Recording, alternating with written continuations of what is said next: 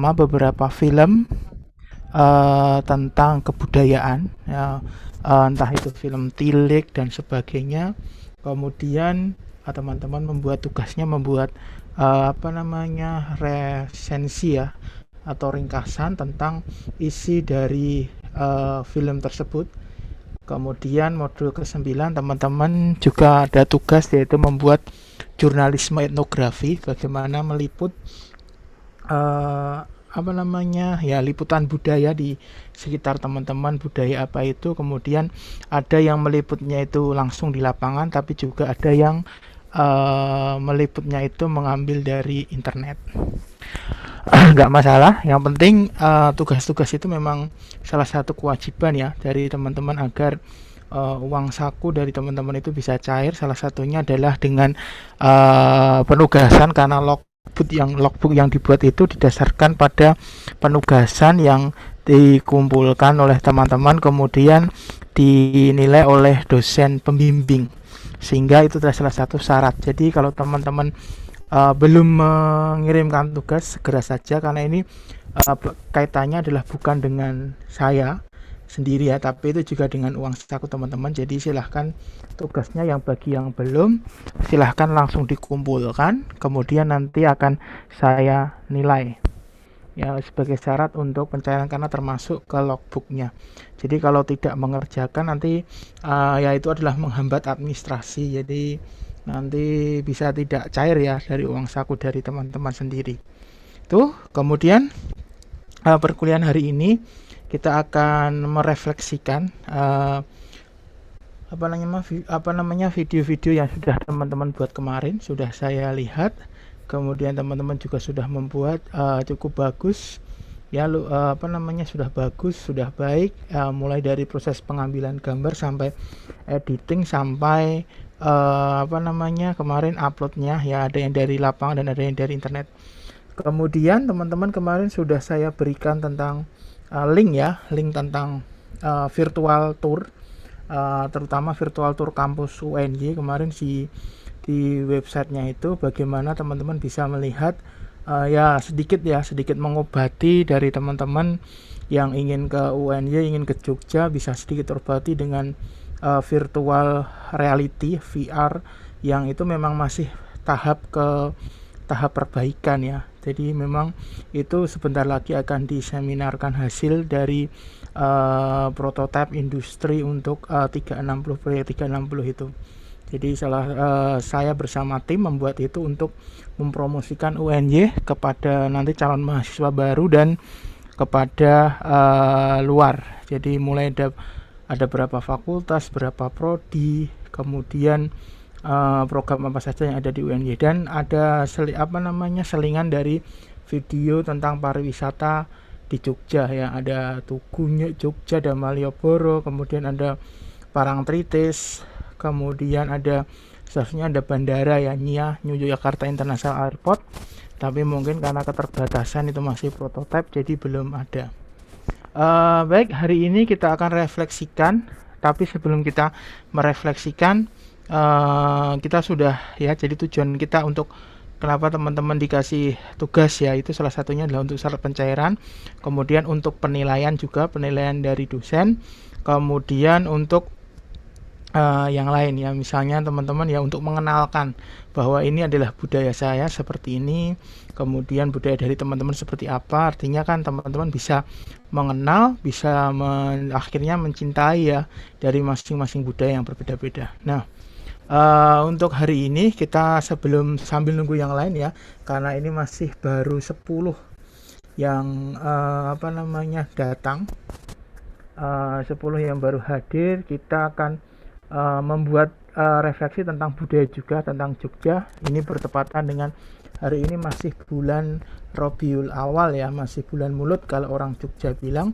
Hari ini masih ada peristiwa besar ya, lahirnya nabi besar di agama Islam. Jadi itu kemudian ada hubungannya dengan budaya yang ada di Jogja, terutama di keraton. Nah, kita akan coba melihat sebentar itu video dari YouTube. Akan saya share screen dulu sambil menunggu yang lain, kemudian nanti kita akan refleksikan.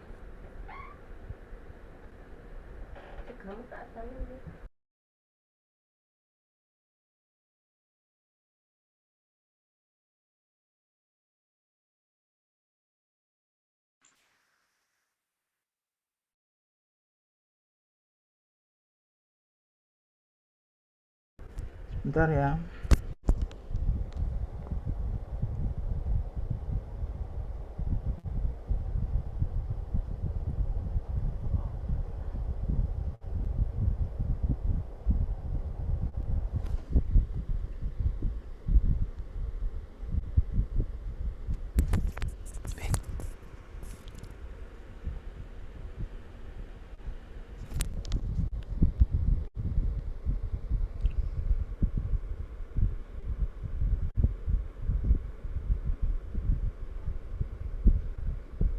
Ini ya, jadi memang Sekaten Jogja, sebelum kita masuk ke video ini, tahun 2020-2021 memang tidak diadakan ya. Terakhir itu tahun 2000, ini kan setiap tahun ya, setiap tahun ada, tetapi ada perubahan semenjak tahun 2018 itu jadi 2 tahun sekali untuk pesta Sekaten, itu pesta rakyat menyambut datangnya bulan Mulut atau bulan kelahiran Nabi, tepatnya di 12 Rabiul Awal. Kemudian oleh keraton ada yang namanya grebek.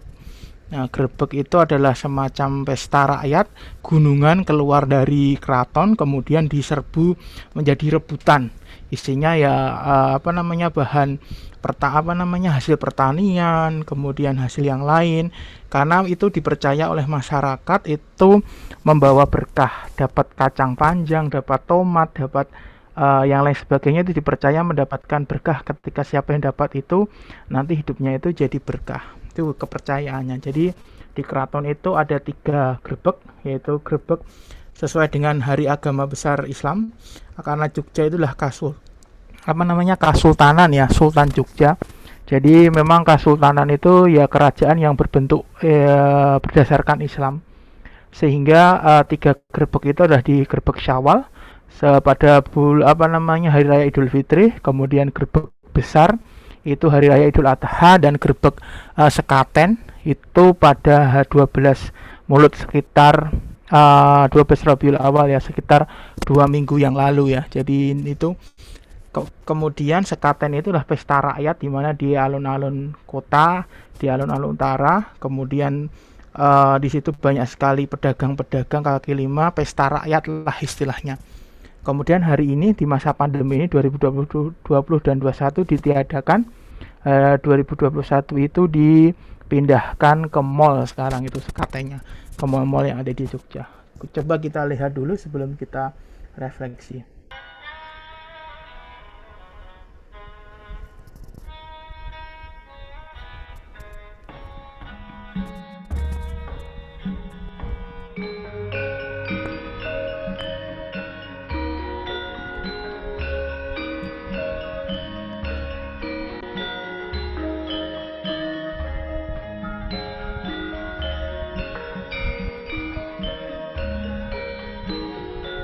Yogyakarta, salah satu kota yang masih melestarikan budaya dan tradisi di tengah modernisasi dan globalisasi dunia. Salah satu tradisi yang masih berlangsung adalah Sekaten dan Grebek.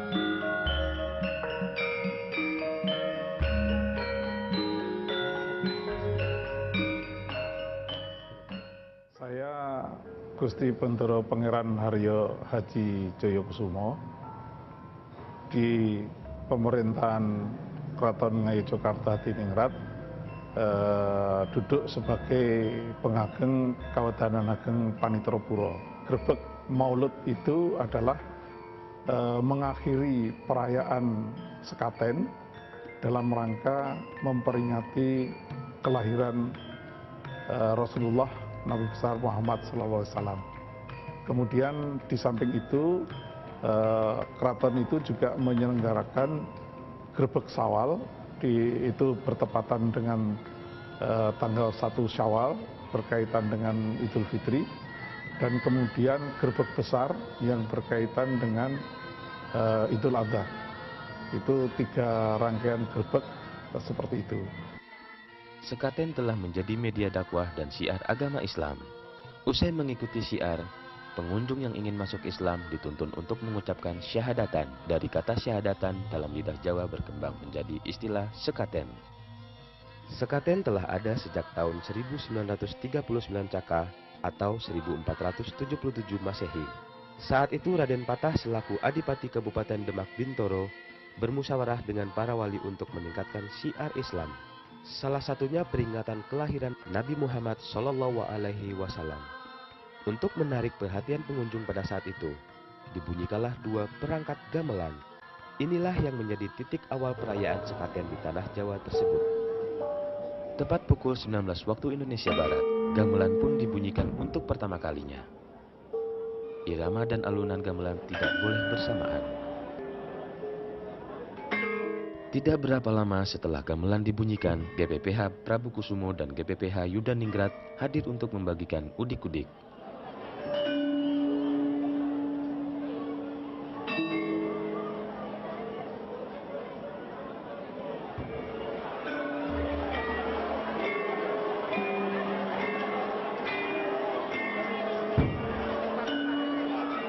Masyarakat yang telah menunggu sejak siang hari dengan antusias berebut. Mereka percaya walau udik-udik bisa membawa kesejahteraan. Setelah membagikan udik-udik, akhirnya Gusti Prabu Kusumo dan Gusti Yudaningrat kembali masuk ke dalam keraton. Bersama udik-udik yang selebihnya akan dibagikan untuk abdi dalam keraton.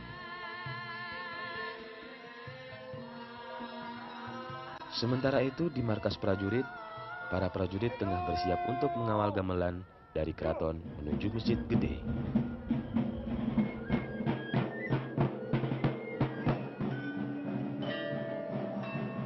Tepat pukul 11 malam, kedua gamelan pun dibawa ke Masjid Gede.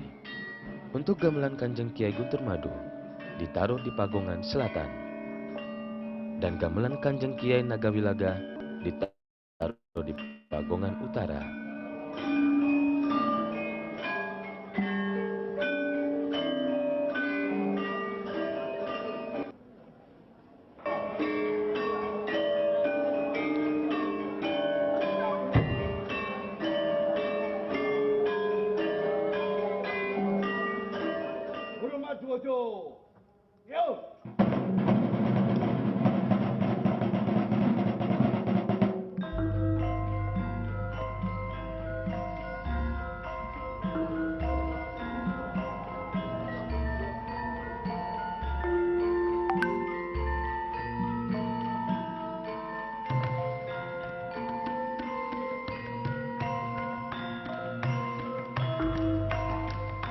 Gamelan ini akan dimainkan secara bergantian tiap 30 menit.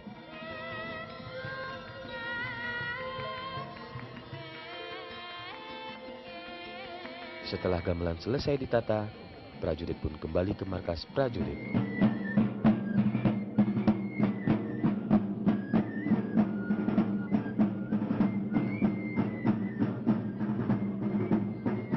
Hari berikutnya, numplak wajik. Upacara tumplak wajik adalah upacara pembuatan wajik untuk mengawali pembuatan paraden atau gunungan yang digunakan dalam upacara grebeg. Upacara ini hanya dilakukan untuk membuat paraden estri pada garebeg mulut dan garebeg besar.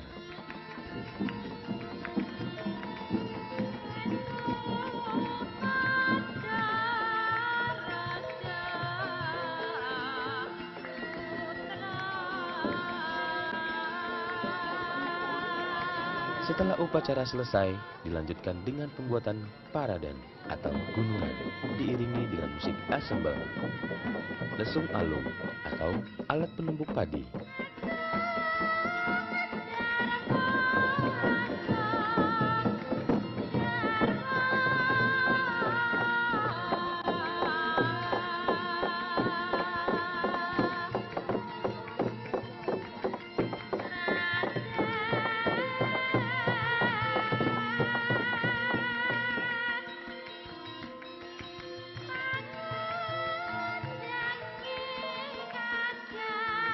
Hari selanjutnya, rangkaian acara dimulai dengan persiapan pusoko dalam. Dalam kegiatan ini, bisa terlihat beberapa orang sama-sama menggunakan pakaian yang disebut peranakan.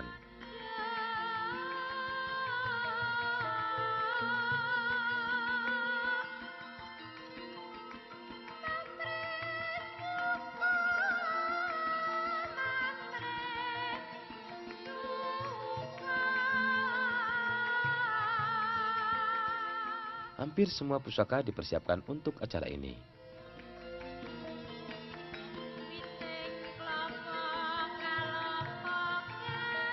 Sementara itu di Masjid Gede berlangsung pula persiapan untuk jejak botol. Para tukang mengaduk semen yang akan digunakan untuk membangun tembok yang nantinya diruntuhkan dengan cara ditendang oleh Sri Sultan.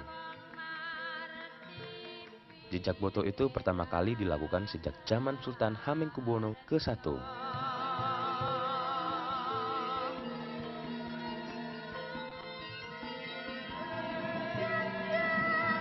Malam puncak perayaan pun tiba. Acara dimulai dengan iring-iringan prajurit beserta para bupati menuju Masjid Gede.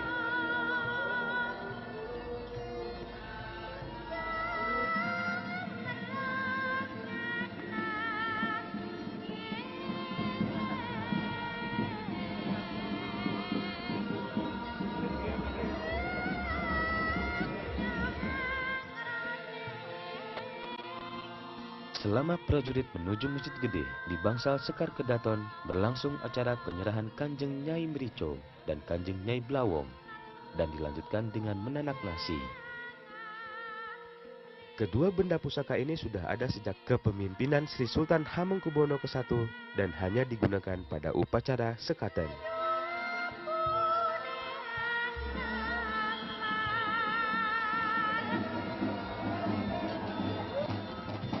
Tidak berapa lama, prajurit berserta rombongan tiba di Masjid Gede.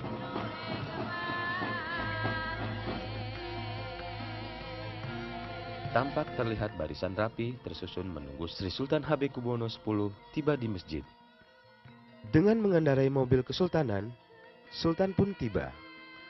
Konon, dalam upacara sekaten, dahulu Sultan mengendarkan kereta kencana, atau bahkan berjalan kaki menuju Masjid Gede. Masyarakat maupun wisatawan sangat antusias menghadiri perayaan sakral ini. Terbukti ini adalah salah satu bentuk apresiasi dan loyalitas mereka untuk ikut serta melestarikan budaya leluhur.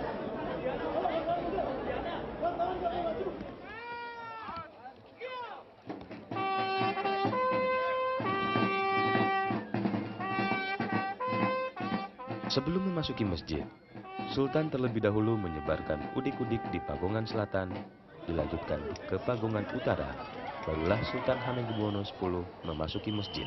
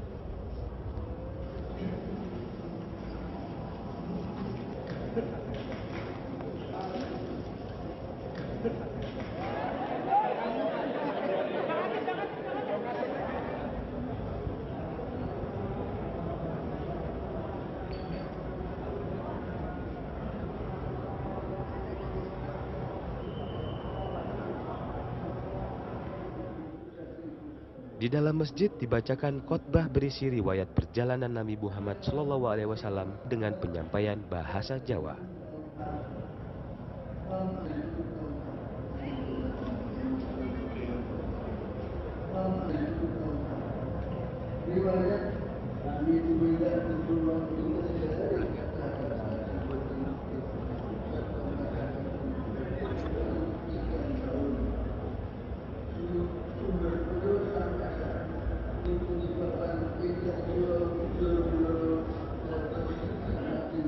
Setelah doa di dalam masjid selesai, Sultan pun menuju sebelah selatan masjid untuk melangsungkan acara jejak foto. Jejak Boto memiliki pengertian filosofi. Nah, arti filosofi yang pertama sebagai arti filosofi ini mengibaratkan seolah-olah Sinode Hamengkubuwono awal itu itiba atau mengikuti perjalanan Rasulullah pada waktu hijrah, karena Mekah diduduki oleh tentara kafir Quraisy, maka Rasulullah hijrah ke Madinah dengan rawi-rawi rantas malang-malang putu. Yang kedua adalah untuk menemui atau menghadapi Pangeran Mangkunegara yang dari Solo datang ke Jogja untuk keperluan apa, karena belum tahu. Itu beliau harus segera kembali ke keraton, tapi ternyata itu adalah isu.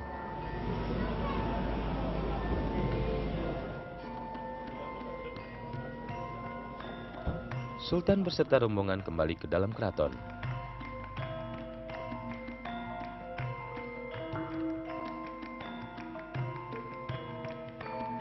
Sementara itu di Masjid Gede, petugas dan para prajurit bersiap-siap mengawal gamelan kembali ke keraton. Kundur Gongso.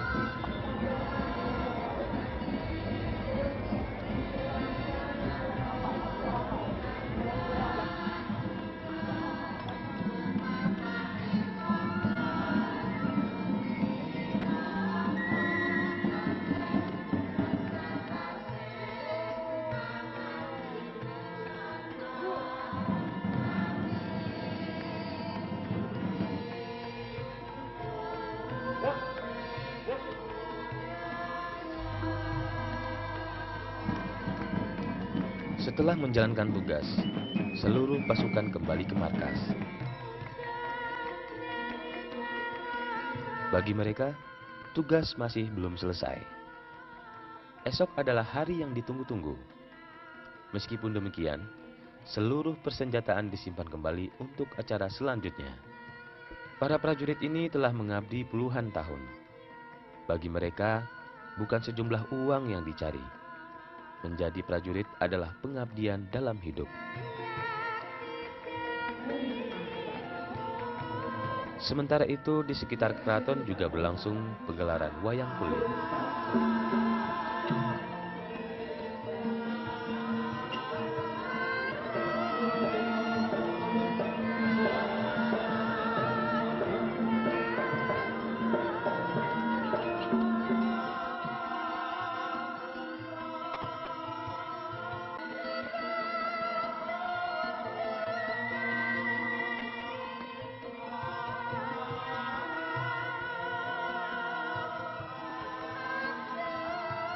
Hari ini adalah puncak acara.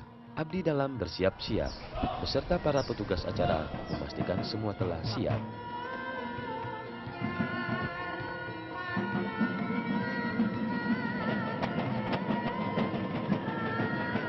Bahkan para prajurit berlatih untuk kelancaran acara nanti.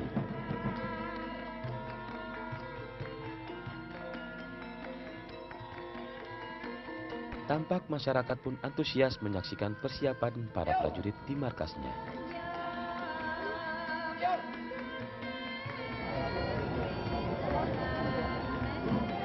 Sebelum memulai acara, GPPH Yudaningrat memeriksa kesiapan barisan.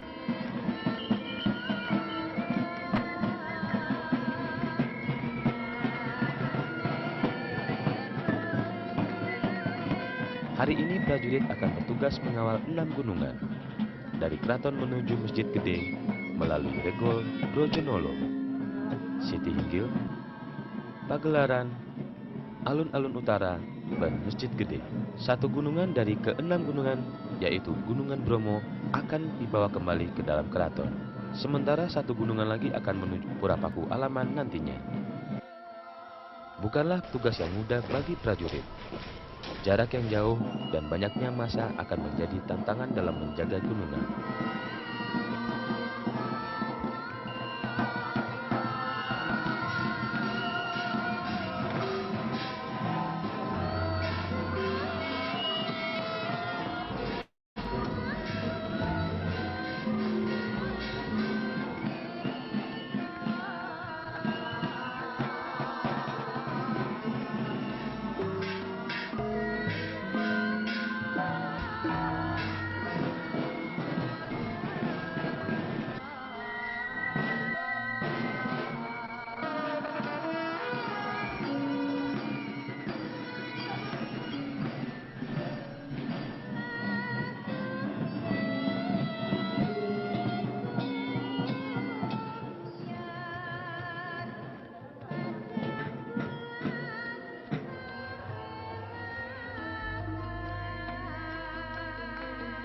Ada 10 kelompok prajurit yang terlibat, ditambah 2 kelompok dari Paku Alaman. Yang pertama adalah Brigade Wirobrojo atau prajurit Lombok Abang, merupakan prajurit di garis terdepan dalam setiap pertempuran. Begitu pula pada saat kini. Benderanya bernama Gula Kelapa dengan 2 jak Kanjeng Kiai Santri dan Kanjeng Kiai Slamet dengan alunan musik gending dayungan dan lagu Roto Dadali. Brigade Prajurit Daeng. Prajurit ini berasal dari Sulawesi. Itulah sebabnya diberi nama Daeng. Bendera bernama Baning Sari dengan 2 jak bernama Kanjeng Kiai Jatimulyo atau Doyok. Alunan lagunya Ondal Andil dan Kenobo. Brigade Patang Pulu. Pasukan ini bermula dari 40 orang prajurit dengan keberanian dan ketangguhan yang luar biasa yang sangat diandalkan di medan pertempuran. Benderanya bernama Cakragora dengan 2 jak Kanjeng Kiai Trisula. Dengan marsnya adalah bulu-bulu dan gendera. Brigade Joko Karyo. Benderanya bernama Papasan dengan 2 jak Kanjeng Kiai Trisula. Brigade ini dilengkapi dengan alat musik yang melantunkan tameng Madura dan Slanggunder. Brigade Prawirotomo. Pasukan ini berawal dari 1000 orang anggota Laskar Mataram yang membantu Pangeran Mangkubumi dalam pertempuran melawan Belanda. Laskar ini selalu berhasil sehingga mendapat nama Prawirotomo. Bendera bernama Genigora atau Banteng Ketaton dengan 2 jak Kanjeng Kiai Trisula. Lagunya adalah Pandeburg dan Mars Balang. Brigade Ketanggung.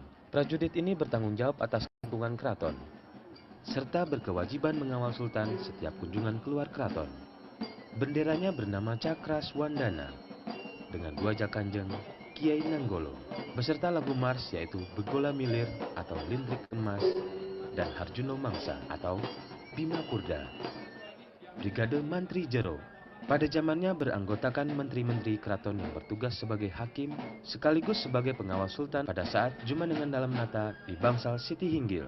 Bendera bernama Purnama Sidi dengan 2 jak Kanjeng Kiai Cokro. Lagunya adalah Plangkeman Slanggunder dan Mars Top. Brigade Nyutro lebih bersifat sebagai prajurit kelanengan. Mereka berkewajiban untuk memiliki keterampilan menari yang bertugas mengawal pada acara gerbek dan penjaga keselamatan Sultan pada saat duduk di singgasana di Siti Hinggil. Brigade ini dibagi 2, yaitu yang berbendera bernama Padma Sri Krishna dan berbendera bernama Podang Ngisepsari dengan 2 jak Kanjeng Kiai Trisula. Alunan lagunya adalah Sureng Prang dan Tamtama Balik. Brigade Bugis. Prajurit ini juga berasal dari Sulawesi. Tugasnya sebagai pengawal Pepatih Dalam yang berada di Kepatihan. Pada zaman dulu, brigade ini bukan wewenang keraton. Saat ini berfungsi sebagai pengawal gunungan di upacara gerebek. Benderanya bernama Wulan Dadari dengan 2 jak Kanjeng Kiai Trisula. Brigade Surakarsa. Prajurit ini bertugas mengawal gunungan di bagian paling belakang. Dahulu bertugas sebagai pengawal Pangeran Adipati Anom, yaitu putra mahkota yang berada di dalam Mangkubumi. Bendera bernama Pare Anom dan 2 jak bernama Dapur Banyak Anggrek.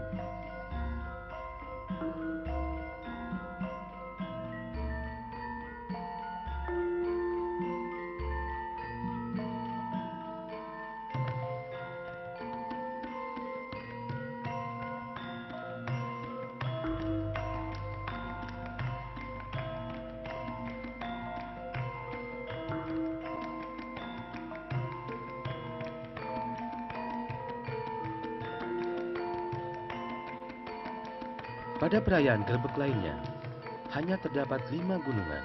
Namun untuk kali ini akan ada 2 gunungan tambahan, yaitu Gunungan Lanang dan Gunungan Bromo. Gunungan-gunungan ini dipercaya sebagai simbol kesejahteraan rakyat Yogyakarta. Ada 7 gunungan dalam acara ini. Secara hajat dalam ini sebetulnya karena merupakan ungkapan rasa syukur Sultan, bahwa ini menunjukkan bahwa Ngayogyakarta itu tetap dipelihara kesuburan dan hasil buminya oleh Allah. Itu perlu disyukuri, kemudian diwujudkan dalam bentuk gunungan untuk disedekahkan pada masyarakat. Itu sebetulnya makna utama daripada gunungan itu, sebagai rasa syukur atas kesuburan tanah di Ngayogyakarta yang menghasilkan hasil bumi, kemudian ini dibagikan dalam bentuk sedekah Sultan kepada masyarakatnya.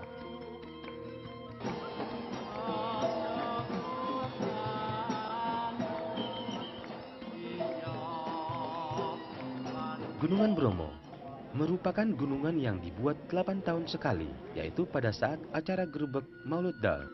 Di tahun Dal itu dianggap satu tahun yang lebih besar, karena di tahun Dal itu beberapa peristiwa penting itu terjadi, termasuk perhitungan bahwa Rasulullah dulu lahir pada Senin Pon 12 Maulid tahun Dal menurut perhitungan kalender Jawa. Walaupun pada waktu itu belum ada kalender Jawa, tapi setelah disesuaikan itu perhitungan tahun Jawa menjadi tahun Dal. Di bagian atasnya dibuat lubang berisi kemenyan, alasnya kain bandung tulak-pelang.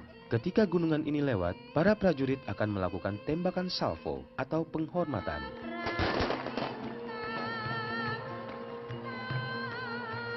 Gunungan Lanang. Pada bagian puncak disebut mustaka atau kepala, ditancapi kue yang terbuat dari tepung beras yang disebut baderan, karena bentuknya seperti ikan badar. Gunungan ini menggambarkan tentang dunia dan seisinya yang mencakup berbagai unsur seperti bumi, langit, dan sebagainya. Gunungan Wadon, gunungan yang seperti payung terbuka, adalah gambaran pribadi putri sejati. Gunungan Gepak, gunungan ini berarti rata atau tumpul, sehingga bermakna seorang putra-putri sejati harus dapat meratakan kasih sayang terhadap anggota keluarganya maupun kerabatnya sesuai dengan keadaan dan kemampuan. Gunungan Darat, gunungan ini mirip Gunungan Putri. Gunungan ini bermakna kesuburan, kemakmuran, dan kehidupan.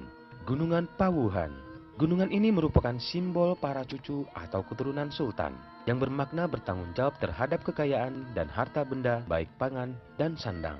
Gunungan Lanang kedua ini diberikan kepada Purapaku Alaman. Selama parade berlangsung di luar istana, di dalam keraton sendiri berlangsung kegiatan di mana Sultan Hamengkubuwono X mengepal nasi yang telah dibuat GKR Hemas dan membagi-bagikannya kepada kerabat dan para bupati.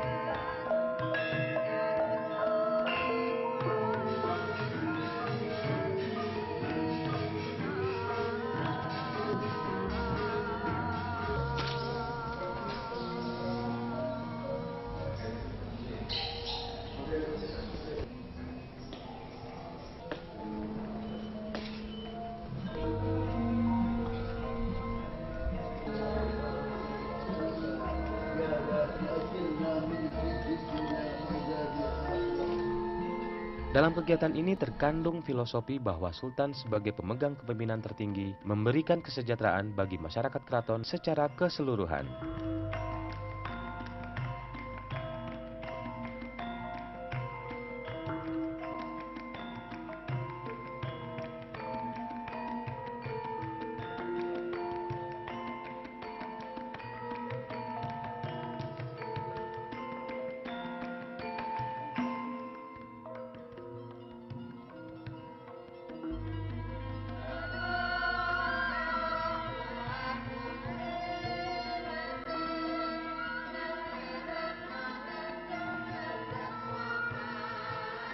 Gunungan akhirnya tiba di Masjid Gede. Di tempat inilah akan diserahkan 5 gunungan untuk diperebutkan oleh masyarakat. khusus untuk Gunungan Bromo. Setelah didoakan, gunung ini dibawa kembali ke keraton. Membawa barang sendiri atau membawa bekal gunungan.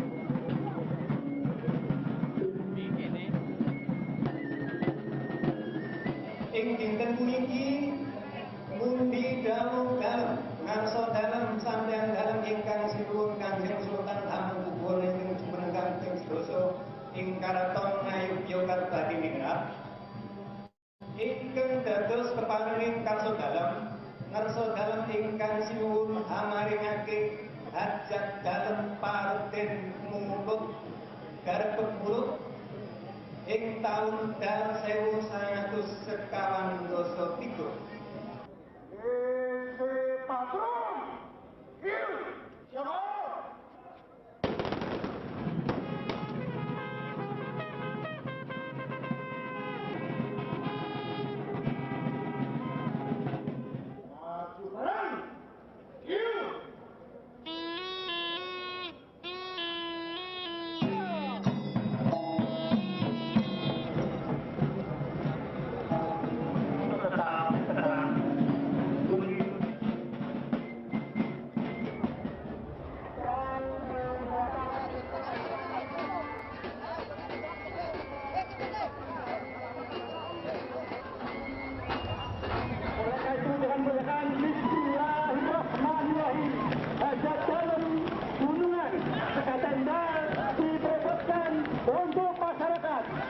Marilah kita hormati dan mati dengan sebaik-baiknya. Terima kasih.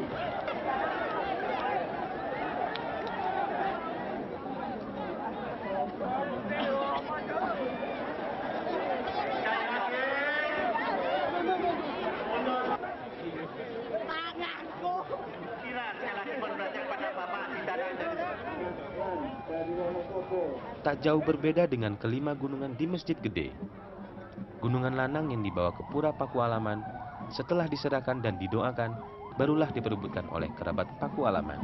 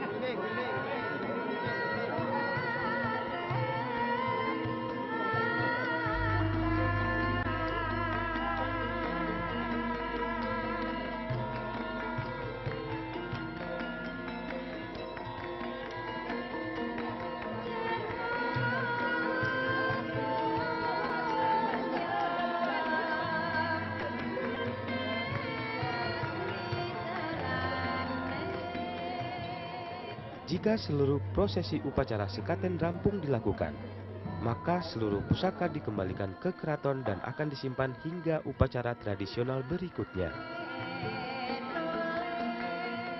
Upacara sekaten sebagai upacara tradisional agama Islam telah mengobarkan semangat perjuangan mengembangkan agama serta nilai-nilai luhur dalam membentuk akhlak dan budi pekerti bangsa.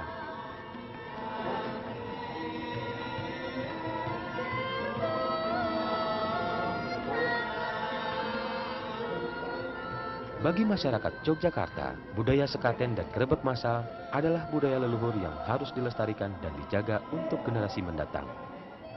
Saya kira bagian yang terpenting dari makna peringatan tahun ini yang kebetulan jatuh pada tahun Dal yang tiap 8 tahun sekali dibuat acara lebih besar, tetapi kemudian melibatkan semua unsur termasuk unsur TNI yang kompak.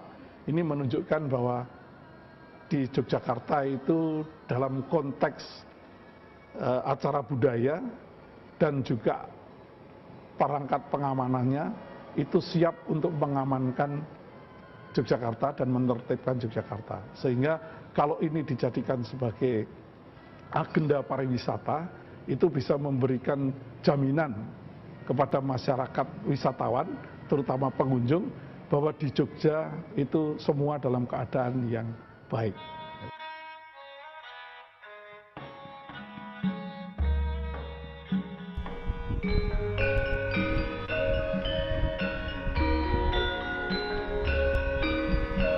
Oke, baik ya teman-teman, itu tadi tentang grebek. Jadi itu adalah salah satu upacara adat. Kita akan refleksikan di situ. Tadi sudah dijelaskan di akhir, memang tujuan dari grebek itu adalah salah satunya adalah syiar agama Islam, kemudian meneguhkan nilai adat istiadat yang bisa membentuk karakter, kemudian melestarikan budaya untuk generasi ke depan. Jadi tadi seperti yang sudah diungkapkan bahwa memang di Keraton Yogyakarta ya, Yogyakarta itu adalah keraton ya. Nanti di sesi atau di bagian inspirasi kita akan belajar banyak tentang sejarah Yogyakarta bersama dengan pakar inspirasi nanti, sejarawan. Jadi kita bahwa Jogja itu dulunya adalah satu dengan Kasunanan Surakarta.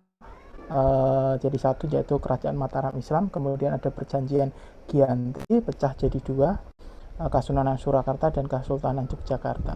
Jadi Kesultanan Yogyakarta, Keraton Jogja, DIY ya, Special Region of Yogyakarta. Ada 3 grebek ya. Grebek itu adalah salah satu bentuk sedekah atau syukur bahwa di Jogja itu tersedia pangan, kemudian tersedia makanan yang itu merupakan hasil syukur kepada Tuhan bahwa diberikan anugerah seperti itu.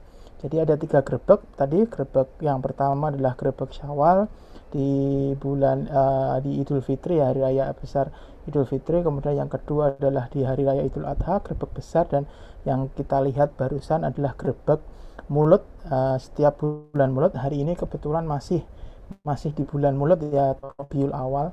Jadi ini kenapa kita memilih ini sebagai refleksi hari ini, karena hari ini masih waktunya adalah masih di bulan Rabiul Awal.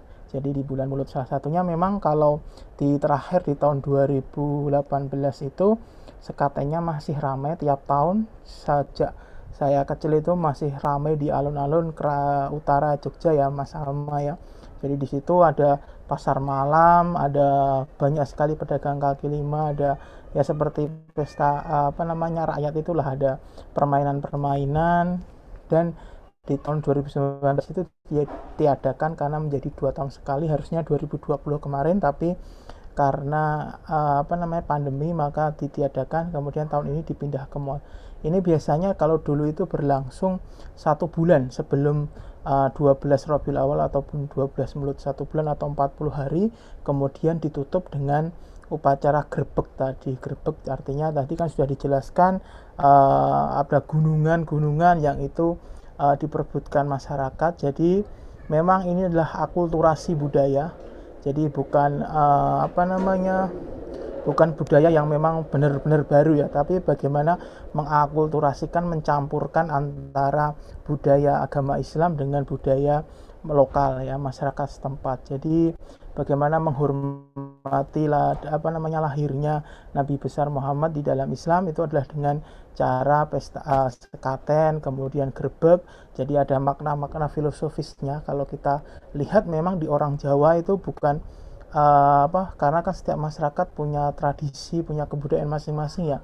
Kita bisa melihat di Jawa itu tradisi itu sangat-sangat panjang, sangat banyak seperti di daerah lain.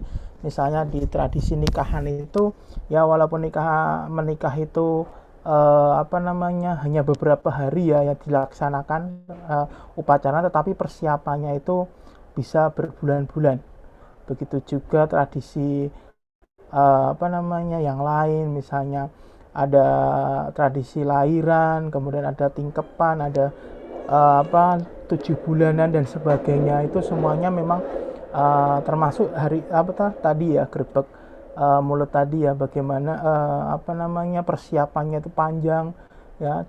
Kalau di Jawa itu kan terutama di keraton itu biasanya ada benda itu dijuluki seperti manusia ya, punya nama ya, kiai siapa, nyai siapa dan sebagainya, karena memang menganggap bahwa benda itu ya punya punya nyawa seperti manusia. Jadi kiai siapa gitu, kiai, kalau di Surakarta kan Kerbau itu ada Kiai Slamet yang kerbau putih itu ya. Kalau di Jogja itu ada, dulunya itu ada gajah di keraton di Alangan Kidul, tapi sekarang sudah nggak ada, dikembalikan ke Gembira Lokam, ke kebun binatang. Jadi masing-masing itu tombak itu ada namanya kiai, nyai, kemudian kereta itu juga ada, kereta kencana itu ada kiai, ada nyai. Jadi memang itu penghormatan manusia terhadap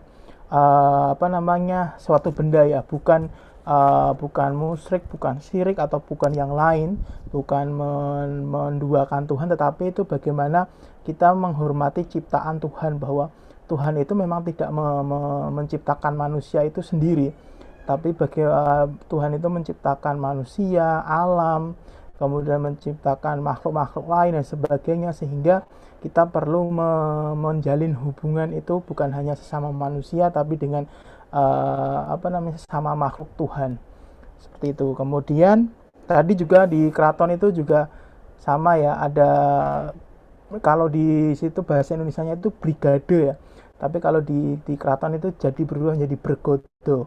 Jadi lidahnya itu ada geser gitu. Jadi bergodo itu prajurit-prajurit yang dimiliki oleh keraton ketika dulu itu bertempur dengan Belanda, mengusir Belanda. Itu biasanya ada bergodo-bergodonya. Jadi ada bergodo Patang Puluhan tadi, bergodo Jogokaryan, bergodo Mantri Jeron, itu disesuaikan dengan tempatnya. Jadi sekarang menjadi desa ya, atau kalau di kota Jogja itu namanya kalurahan. Kalurahan Mantri Jeron, kalurahan Jogokaryan dan sebagainya. Jadi memang masing-masing punya prajurit sendiri-sendiri yang itu memang untuk salah satunya adalah untuk melindungi keraton, kemudian untuk melawan Belanda dulunya dan sebagainya. Kemudian tadi ada gunungan-gunungan. Kita tahu ya, gunungan itu akhirnya diperebutkan juga oleh masyarakat. Biasanya yang datang itu bukan hanya masyarakat Jogja, tapi ada yang dari sekitar Jogja, misalnya dari Klaten, dari Purworejo, dari Magelang, ataupun bahkan dari luar Jawa, itu datang hanya untuk mencari berkahnya dari gunungan itu. Jadi gunungan yang sudah didoakan, sudah dipercaya bahwa ketika kita mendapatkan salah satu bagian dari gunungan itu, misalnya hasil bumi, kacang panjang, ataupun tomat, ataupun lombok, atau cabai, ataupun bunganya saja, ataupun yang lain, itu ketika itu dipercaya, itu akan menjadi sebuah berkah, kan mendatangkan rezeki ya. Rezeki itu kan tidak hanya uang saja ya, rezeki itu ya segala sesuatu hal yang memang baik untuk kita ya. Teman baik itu juga rezeki, keluarga itu juga rezeki, kesehatan juga rezeki, kemudian uang, harta itu juga pasti rezeki, kemudian keberuntungan itu juga rezeki. Sehingga memang ketika itu dipercaya, kemudian akhirnya menjadi sebuah sugesti ya, sugesti bagi kita ketika kita dapat ini, kemudian motivasi, dan akhirnya itu akan menjadi sebuah kenyataan karena kita sudah mengimajinasikan. Jadi di situ sugesti bukan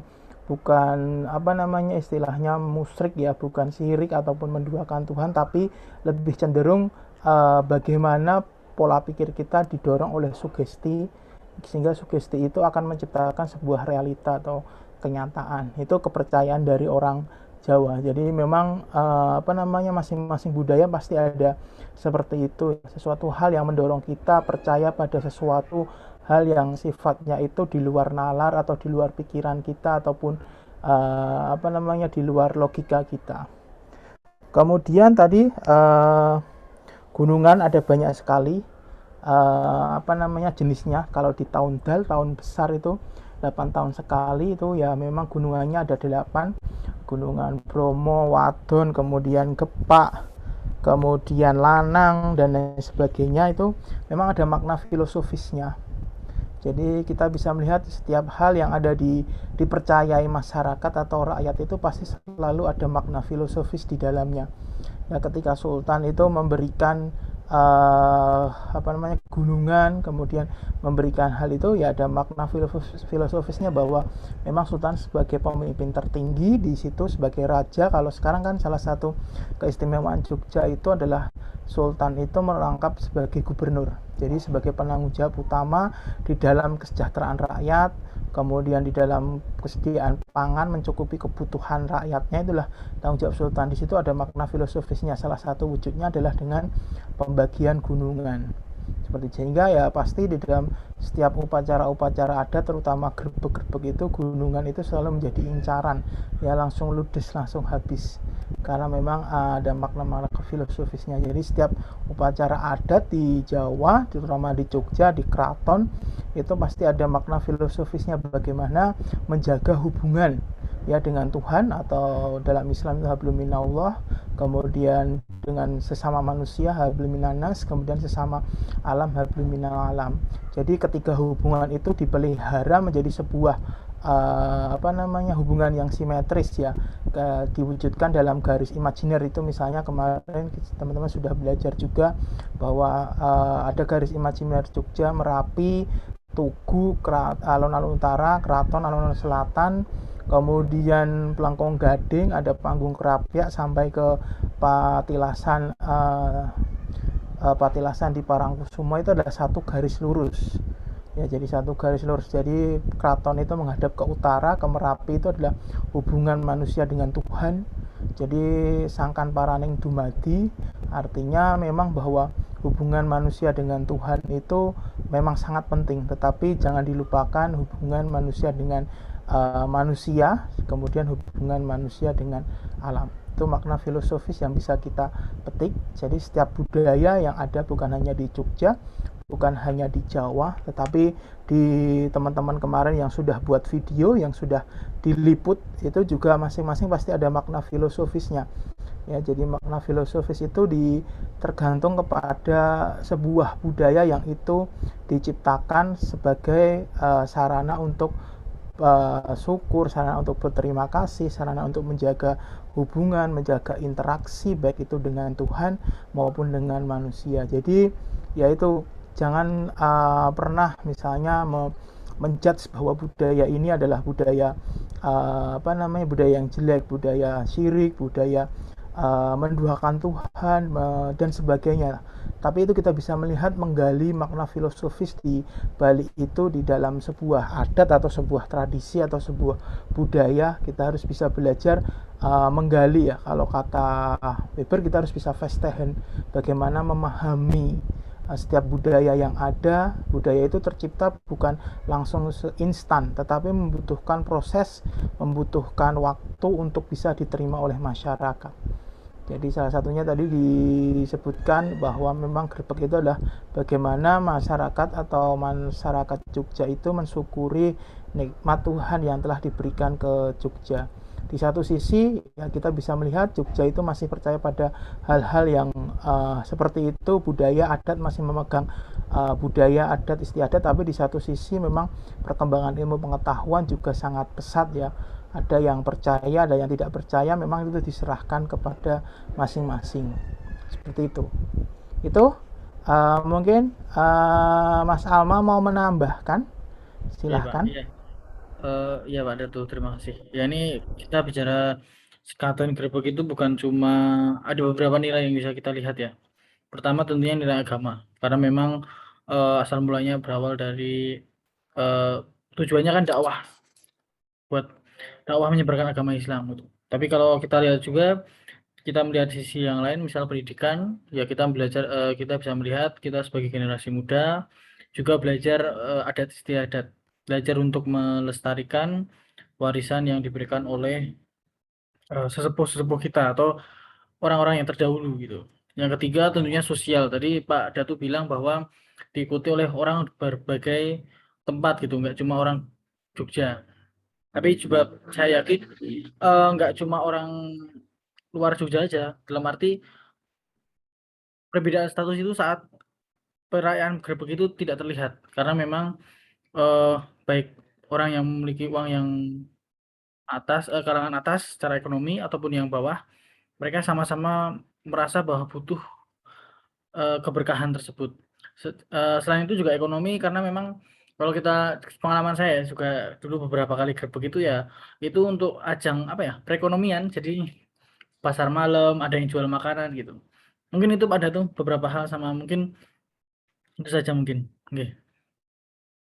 Baik Mas Salma, jadi memang sekaten itu memang ajang untuk salah satunya tadi sudah disebutkan perekonomian, bagaimana membangun ekonomi kelas menengah ke bawah, sektor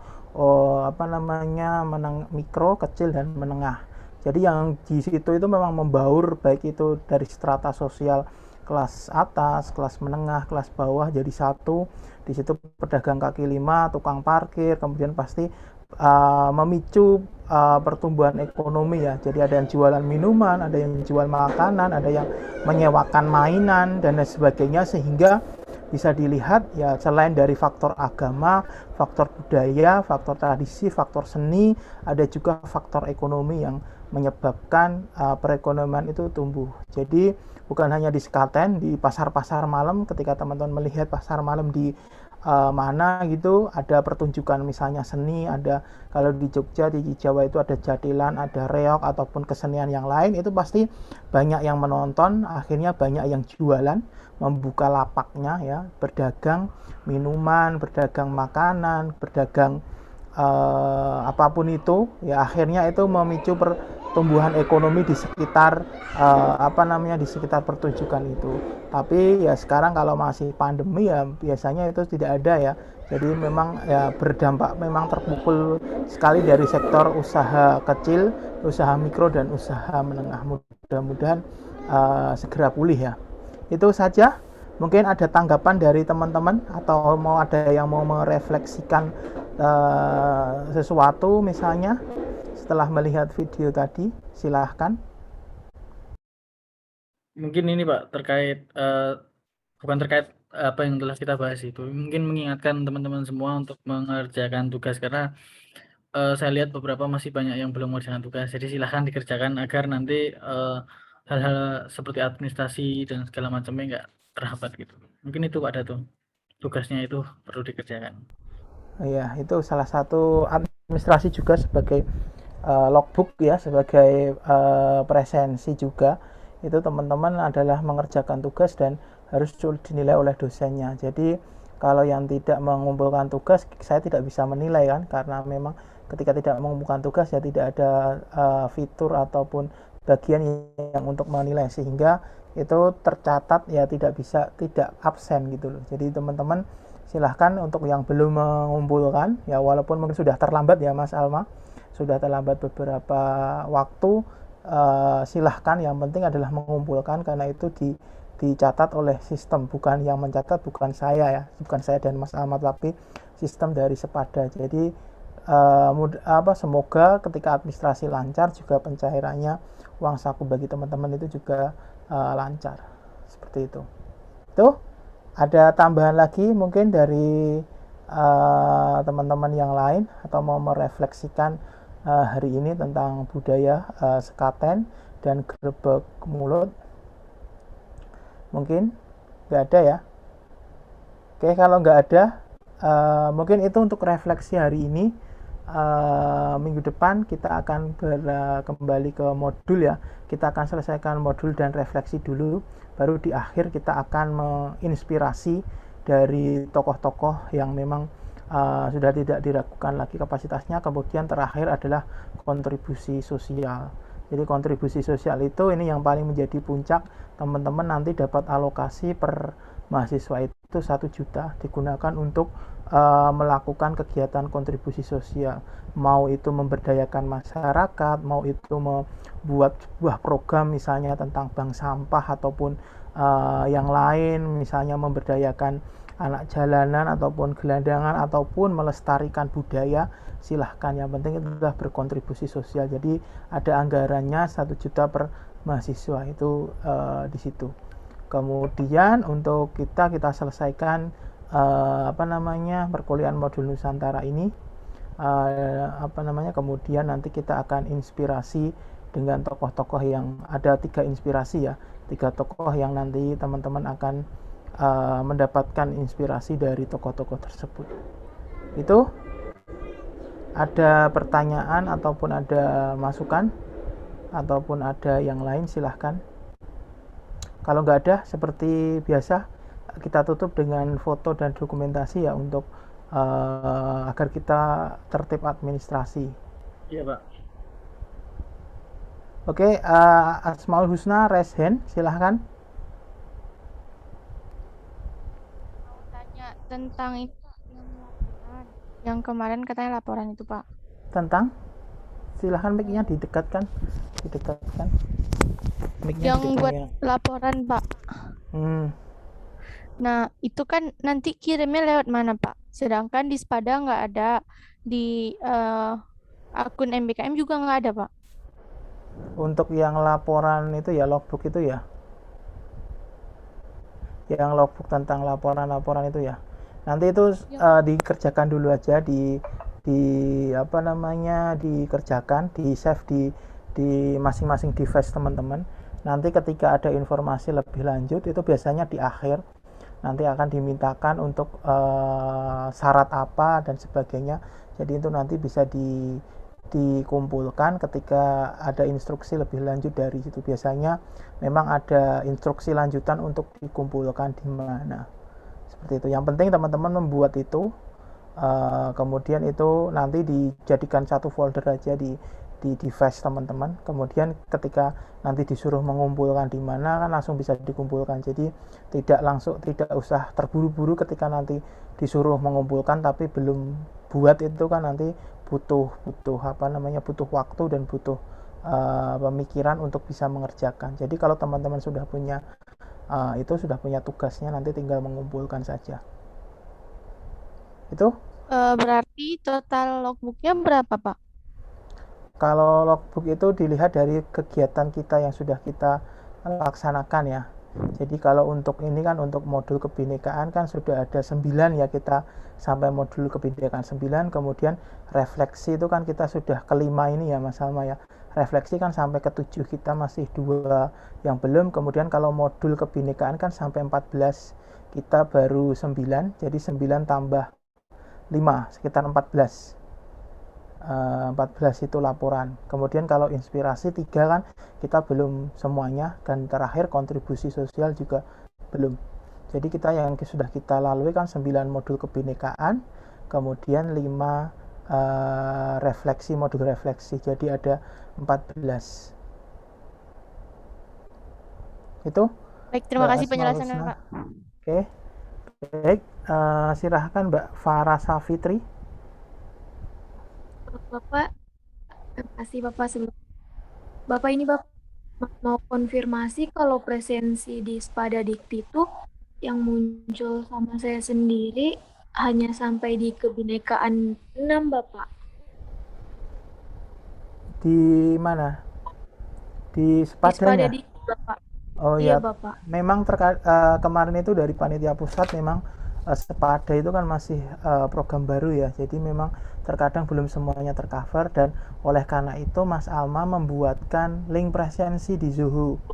Nah itu untuk membackup teman-teman ketika nanti tidak bisa absen, maka itu kan di link Zoho itu kan sudah dibuatkan Mas Alma tiap kita melakukan perkuliahan, baik itu dengan Spada maupun dengan Zoom, itu kan sudah ada link presensi. Jadi itu bisa diisi untuk membackup nanti ketika di Spada itu misalnya presensinya hanya sampai modul ke-6 atau pertemuan ke-6.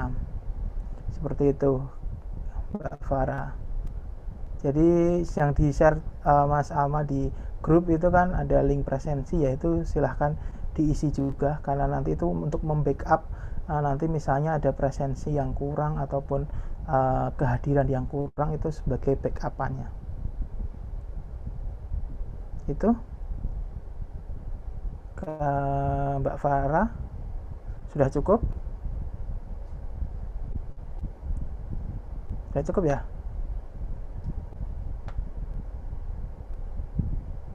Oke, ada teman-teman yang lain juga, silahkan. Kalau nggak ada, kita on cam ya, bisa on cam sebentar. Mas Salma akan mengambil gambarnya, mengambil foto dari teman-teman untuk kita bisa melakukan administrasi. Silahkan yang mau on cam, bisa on cam, bisa di aba-aba ya Mas Salma ya. Ya, mungkin kita tunggu sebentar lagi. Ada yang lagi yang mau ya. Oke, nomor terus. Sira, Lipsa, Syara, Hidan, Sana, Reva, Nur, Hidayat. Enggak ya mungkin ya. Oke, kita mulai ya. 3, 2, 1. Oke. Sudah pada tuh? Mungkin. Oke, sudah cukup. Baik, terima kasih teman-teman. Mungkin sudah cukup untuk perkuliahan pada sore hari ini ya. Agar tidak terlalu sore juga, teman-teman juga masih banyak kegiatan ya dan aktivitas yang lain. Terima kasih untuk hari ini. Kita jumpa lagi di pertemuan yang akan datang. Semoga teman-teman tetap masih semangat ya untuk mengikuti perkuliahan modul Nusantara ini. Ya walaupun sudah menurun, saya rasa tetapi tetap semangat lah. Terima kasih untuk sore hari ini. Jaga kondisi dan kesehatan selalu. Terima kasih. Kita akhiri saja. Selamat sore. Salam sejahtera untuk kita semua. Assalamualaikum warahmatullahi wabarakatuh.